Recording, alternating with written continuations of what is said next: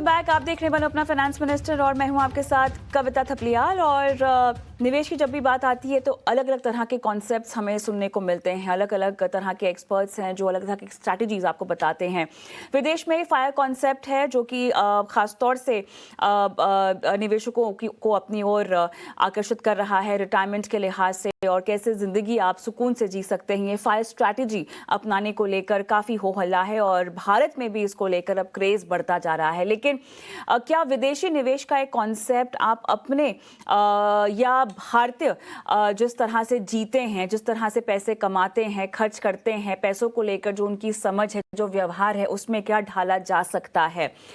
इसी मुद्दे पर बात करते हैं। मेरे साथ Vinayak Sapre, public speaker, financial coach, और नसरीन मामाजी, सीईओ फाउंडर मनीवर्क्स फाइनेंशियल सर्विसेज जुड़ गए हैं। आप दोनों का स्वागत है इस खास पेशकश में। तो एक भले ही विदेशी कॉन्सेप्ट है, लेकिन निवेश और का एक कॉन्सेप्ट है, आपको बेहतर जिंदगी जीने देने वाला एक कॉन्सेप्ट है। अब इस कॉन्सेप्ट को भारत में और भारतीय निवेशक किस तरह से अपना सकते हैं, क्या क्या चीजें हैं जो पूरी तरह से अपनाई जा सकती हैं, कौन कौन सी बातें हैं जिनको छोड़ा जा सकता है, इस पर हम विस्तार से बात करेंगे। विनायक जी, सबसे पहले तो आसान भाषा में फायर कॉन्सेप्ट क्या है दर्शकों को, और किस तरह से इसकी शुरुआत हुई है, ये बता दें। शुक्रिया कविता, मुझे आमंत्रित करने के लिए। फायर एक आजकल बहुत पॉपुलर टर्म हो चुका है जिसको अंग्रेजी में कहते हैं फाइनेंशियल इंडिपेंडेंस रिटायर अर्ली।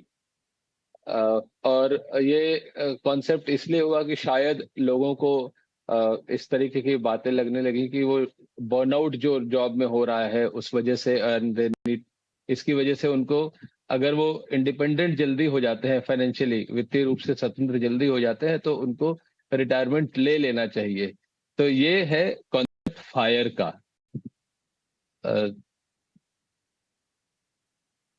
ये जो कॉन्सेप्ट है नसरीन, सुनने में तो हमें बहुत आसान लग रहा है, और मेरे ख्याल से बर्नआउट, क्योंकि विनायक जी ने बहुत स्पेसिफिकली कहा है कैसे आर्थिक तौर पर आप किसी नौकरी पर आश्रित ना रहें और अपनी आर्थिक आज़ादी को पाएं, ये ब्रॉडर टर्म्स में नसरीन हम देखें तो हमें भी सुनने में अच्छा लग रहा है, ठीक है। लेकिन इसके अंदर भी एक स्ट्रैटेजी होगी जिसको आपको अमल में लाना होगा, जिसको आपको फॉलो करना होगा। ट्रेडिशनली फायर कॉन्सेप्ट के अंदर क्या क्या स्ट्रैटेजीज अपनाई जाती है या अपनाने की सलाह दी जाती है?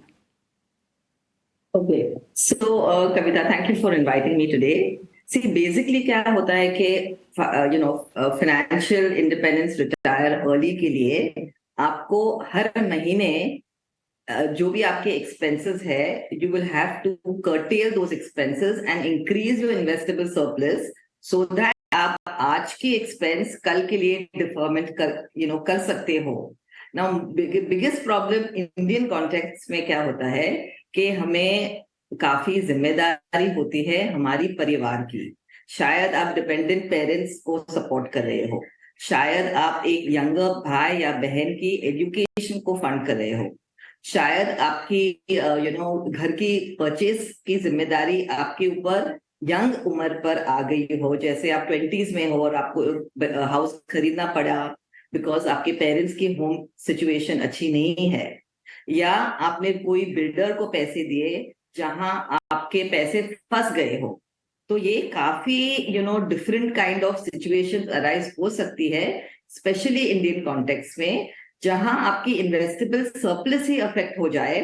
तो फिर आप आज की सेविंग्स कैसे कर सके for increasing your savings today and differ the expense concept. तो इसीलिए ये काफी सोचने की चीज है। ऑल्सो ये फायर के कॉन्सेप्ट में हम है ना एक्स्ट्रा रिस्क ले लेते हैं, जो रिस्क हम हमेशा या normal circumstances as a normal investor हम नहीं लेते।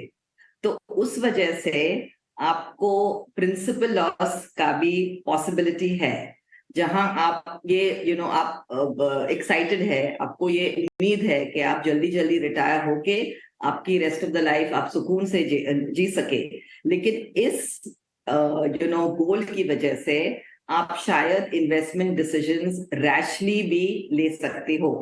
सो यहाँ मैं आपको एक एग्जांपल देती हूँ। सपोज आपकी करंट एक्सपेंसेस 75,000 पर मंथ है, okay, that means around 9 lakh rupees, and आपको 20 साल है रिटायरमेंट के लिए।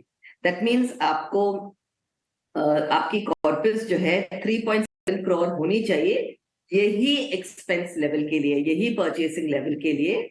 एंड योर रिटायरमेंट पीरियड हम एग्जांपल दे रहे हैं कि सपोज आप अबाउट 25 साल के हैं, आपने सोचा है कि मैं 20 साल तक काम करूंगा और मैं रिटायर 45 एज पे हो जाऊंगा।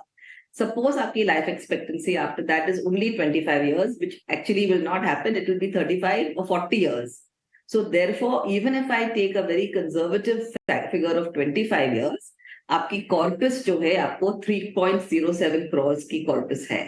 इसके लिए आपको 37,000 एक्स्ट्रा पैसे चाहिए SIP के लिए, only for retirement. Okay, and यहाँ मैंने सिर्फ 25 साल ली है।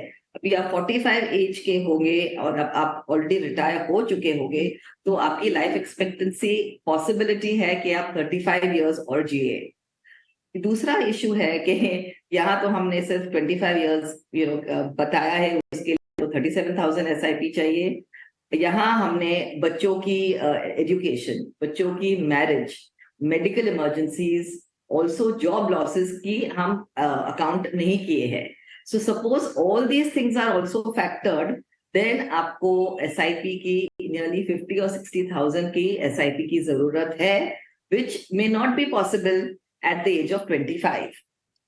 बिल्कुल नहीं, यहाँ पर अगर हम इसको भारतीयकरण करके देखें विनायक जी, तो मेरे ख्याल से बहुत सारी ऐसी चीज़ें हैं जो पूरी तरह से अमल में नहीं लाई जा सकती। और दूसरा, अगर हम अमेरिकन या US लाइफस्टाइल की भी बात करें तो वो हमारी तरह इतना बचत करने में भी शायद विश्वास नहीं रखते हैं। उनकी ज़िंदगी अधिकतर तौर पे क्रेडिट पे गुजरती है, और ना ही वो उस तरह के लोग हैं जो आर्थिक जिम्मेदारियाँ लेकर आगे चलते हैं। बहुत अच्छे से उदाहरण के साथ तो समझाया है निसरीन ने, लेकिन अब मैं चाहती हूँ कि फायर कॉन्सेप्ट को एज अ कॉन्सेप्ट अगर आप पकड़ के चले, लेकिन उस कॉन्सेप्ट को पूरा करने के लिए, उसको स्ट्रैटेजी और रणनीति में तब्दील करने के लिए आप भारतीय सोच और जो निवेश के विकल्प हैं, जो भारतीय जिनमें कंफर्टेबल महसूस करते हैं, उनको अगर डालें तो क्या रणनीति बनकर आ सकती है? जी, तो एक तो बात यह है कि मैं क्यों फायर इस टर्म से वाकिफ नहीं रखता हूँ, उसका कारण यह है कि सबसे बड़ी चीज मुझे जो प्रॉब्लम लगती है वो है रिटायरमेंट अर्ली। क्यों रिटायर होना है? 40-45 साल के आदमी को रिटायर नहीं होना चाहिए, बल्कि उसको कंट्रीब्यूट करना चाहिए। दूसरी चीज यह है कि इन ऑल लाइकलीहुड आज से 5-10 साल अगर हम आगे पकड़ लें, ऑलरेडी जॉब में इंस्टेबिलिटी आ चुकी है, और ऐसे में 45-50 साल शायद नई रिटायरमेंट एज हो। तो आप चाहो ना चाहो, आपका रिटायरमेंट एज जो है वो 45-50 साल के आसपास हो ही जाएगी। ऐसे में रिटायर अर्ली के बजाय अगर आप ये सोचें, और मैं ये मानता हूं कि जॉब में स्ट्रेस लेवल बहुत ज्यादा है, तो इंडिपेंडेंस तो बहुत जरूरी है, फाइनेंशियल इंडिपेंडेंस जल्दी से जल्दी बहुत जरूरी है। लेकिन उसके साथ ही साथ हम ये सोचिए कि एक ऐसी जगह पहुंचे जहां मेरी लाइफ एट ईज हो, मैं वो करूं जो मैं करना चाहता हूं, अपनी मर्जी से करूं, अपना काम भी मैं ये डिसाइड करूं कि मैं कितने घंटे काम करूंगा, मेरी लाइफस्टाइल कैसी होगी, ये सारी चीजें फायर के कॉन्सेप्ट में ऑलरेडी निसरीन ने काफी डिटेल में बता दिया है कि लोगों ने लाइफ एक्सपेक्टेंसी का तो अंदाजा ही नहीं किया। निसरीन कंजर्वेटिव नंबर 75-80 बता रही है, मेरे हिसाब से 95 to 100 95 साल 100 साल अगर लोग जीने लग जाए, न्यू नॉर्मल हो सकता है।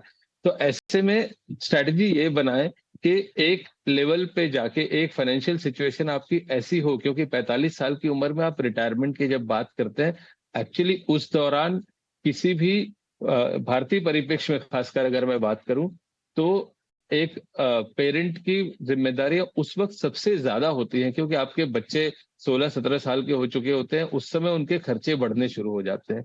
दूसरा, जो भारत के कॉन्टेक्स्ट में जब हम फायर की बात करते हैं, तो लोग जो ये कॉन्सेप्ट आपके गले उतारने की कोशिश कर रहे हैं, वो इसलिए भी कर रहे हैं कि वो ज्यादातर लोग दिवा स्वप्न ड्रीम बेचने वाले लोग हैं। तो ऐसे में ये इंपॉर्टेंट चीज है कि ये जाना जाए कि मेरी ऐसी सिचुएशन हो कि मेरी कमाई कम ना हो, मेरा स्ट्रेस लेवल कम हो, और वो फाइनेंशियल इंडिपेंडेंस में पा जाऊं, लेकिन मैं रिटायर ना हूं। ऐसे में विनायक जी, आपका फाइल कॉन्सेप्ट क्या है? फायर नहीं, फाइल कॉन्सेप्ट, इसको लेकर आपने एक्स पर भी काफी सारी चीजें डाली है जहां पे लोग समझना चाहते हैं इसको। तो मैं अपना खुद का अगर एग्जांपल दे दूं, अगर आप अलाउ मुझे करें, तो 37 की एज में मैंने नौकरी छोड़ी, मैं फाइनेंशियली इंडिपेंडेंट हुआ, लेकिन इसका मतलब ये नहीं है कि मैं रिटायर हो गया। आज मैं वो करता हूँ जो मैं करना चाहता हूँ, और मैंने कमाई नहीं छोड़ी। अब मेरे वर्किंग आवर्स डिफाइंड है, मेरे खेलने के आवर्स डिफाइंड है, और मेरी लाइफ में अपनी काफी हद तक मैं अपनी शर्तों पे जीता हूँ। बाकी तो ईश्वर आपको उतनी सहायता करता है, लेकिन financial independence, life at ease, कि आप उस सिचुएशन पे पहुंच जाए कि उसके बाद अपनी जिंदगी को काफी हद तक आप अपने हिसाब से चला सके, चाहे वो वर्क के से रिलेटेड हो या जिंदगी जीने से रिलेटेड हो। तो मैं फायर की बजाय मैं हमेशा यही कहूंगा कि financial independence, life at ease, ताकि आप स्वस्थ रहें और आपका जो रूटीन है वो अच्छा रहे, ताकि आप चाहें तो आप 60, 65, 70 तक भी काम करना चाहें तो करें। क्योंकि ये जो लोग रिटायर अर्ली की बात करते हैं, ये रिटायर अर्ली होके करेंगे क्या? समय बिताना सबसे बड़ी डिफिकल्टी होगी इनके लिए। ऑफ कोर्स लाइफ स्टाइल का जो इन्फ्लेशन है वो तो अलग बात है ही। इनके पास तो बेचारों के पास नाती पोते भी नहीं होंगे जिनको स्कूल पे छोड़ने के लिए जाएं। तो इसलिए ऐसे में रिटायर अर्ली की बात ना करें, लाइफ एट ईज की बात करें, फाइनेंशियल फ्रीडम की बात करें, और ये सोचे, अगर आप मुझे अलाउ करें मैं एक दोहा आपको बता देता हूँ कि चाह मिट्टी चिंता मिट्टी मनवा बेपरवाह, जिसको कुछ नहीं चाहिए वह असली शहंशाह। अपनी शर्तों पे अगर आप जी सके, उससे बेहतर चीज और कुछ नहीं हो सकती। बिल्कुल, मेरे ख्याल से विनायक सर आपने काफ़ी आत्ममंथन को लेकर यहाँ पर पॉइंट्स दे दिए हैं। इस चर्चा को मुझे समेटना है, लेकिन जाते-जाते आखिरी कमेंट मैं निसरीन का लेना चाहती हूँ। और निसरीन, वो तमाम जेनज़ीज़ और मिलेनियल्स जो कि इस तरह के ट्रेंड में जो है अपने आप को लपेटा हुआ पाते हैं, क्योंकि हर नई चीज़ बहुत एक्साइटिंग लगती है शुरुआत में, लेकिन ये बात है आपके पैसों की, आपकी मेहनत की कमाई की और आपकी ज़िंदगी की। फायर के तमाम रेड फ्लैग्स तो हमने समझ लिए हैं। फायर को दरकिनार करते हैं और एक बेसिक सा बोरिंग सा निवेश का फॉर्मूला रिटायरमेंट के लिए बताइए जल्दी। तो कविता, एक्चुअली मैं 100% ये कॉन्सेप्ट में अग्री नहीं करती हूँ, लेकिन ये बुरी कॉन्सेप्ट भी नहीं है। यहाँ आई थिंक हम मैक्रो पिक्चर देखें, जहां हम retire early only for a salary की एक्सपेक्टेशन हमारी स्टॉप हो जाए, वो बात है। ऐसा नहीं कि हम घर बैठेंगे और कुछ भी ना करें। काफी लोग हैं, जेन जी स्पेशली में, जिसको पहले अर्निंग सैलरी और वो एक्सपेक्टेशंस, घर की प्रॉब्लम्स उनके सिर पे है, उनके शोल्डर्स पे है, जहां उनको पूरी फैमिली की रिस्पॉन्सिबिलिटीज है। वो जेंजीज है जो उम्मीद करते हैं कि हम 10-12 साल 20 साल काम करें और उसके बाद हमारी पैशंस को परस्यू करें। ये पैशंस भी फाइनेंशियल इनकम और हम अपने घर में इनकम ला सकती है। तो मुझे नहीं लगता है कि फाइनेंशियल इंडिपेंडेंस रिटायरमेंट अर्ली की कॉन्सेप्ट है कि हम घर में बैठ जाए और कुछ भी ना करें या निटिंग या गोल्फिंग शुरू करें हमारी पैशंस के लिए। इसका ये मतलब है कि आप दूसरी इनिंग शुरू करें, जहां आप रिस्पॉन्सिबल मेंबर ऑफ सोसाइटी है, आपकी घर की रिस्पॉन्सिबिलिटीज आप कंप्लीट कर सकते हो और आपकी पैशंस भी आप कंप्लीट कर सकते हो। तो there is a slight difference here. Retirement early is only from that salary और द पेचेक। उसके बाद आप सेल्फ एम्प्लॉयमेंट कर सकते हो, आप कंसल्टेंसी कर सकते हो, जो भी आपके शायद आप म्यूजिक में बहुत इंटरेस्टेड हो और आप ये म्यूजिक की पैशन आप नहीं कंप्लीट कर सकते हो in your early days because of financial responsibilities. तो ये भी काफी लोग इस सिचुएशन में हैं। उनके लिए financial independence, retirement early is like a red, is like a beacon. It's like a shining star which they want to go towards. So I wouldn't say that it's a completely bad concept. It has to be understood and then executed very finely. So there are pros and there are cons as well. There is a focus on personal fulfillment.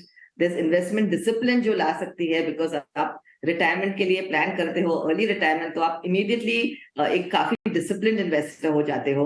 तो ये सब भी बातें होती है। Cons में ये बात होती है कि शायद मार्केट रिस्क हो जाए और जो आपने प्लान की है वो आपको ना मिले। विनायक सर, आप भी कुछ कहना चाह रहे हैं यहाँ पर? जी, कंप्लीटली अग्री जो निसरीन ने कहा। जैसे मैंने अपना एग्जांपल दिया कि मैंने सोचा था मैं 14 साल नौकरी करूंगा, 14 साल नौकरी की, और आज मैं वही चीजें कर रहा हूँ। I am pursuing my interest and hobbies, आपको पता है मैं मैराथन भी दौड़ रहा हूँ, क्रिकेट भी खेल रहा हूँ, पब्लिक स्पीकिंग भी कर रहा हूँ, आप लोगों से भी गुफ्तगू कर रहा हूँ और कुछ लोगों के पैसे भी मैनेज कर रहा हूँ, लेकिन ये सब अपनी शर्तों पे हो रहा है। जी। तो इसलिए मैं रिटायरमेंट अर्ली ना सोच के, क्योंकि रिटायरमेंट मुझे थोड़ा सा नेगेटिव वर्ड लगता है, मैंने सोचा इसको फाइल नाम दिया जाए कि financial independence life at ease, जिसमें खुशी ज्यादा है, डलनेस कम है, मेरे ना ख्याल के से बराबर है।